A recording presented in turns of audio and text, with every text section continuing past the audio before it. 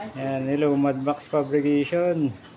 Meron pa tayo dito full exhaust pipe ng Rusi Classic 250i. Ayan motor niya. TI. Nagpagawa siya ng full exhaust.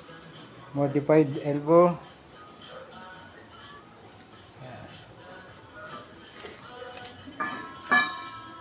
Yan, may sensor siya.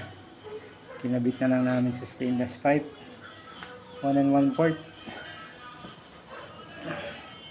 Ang muffler, ang pipe niya M4 pipe. M4 pipe.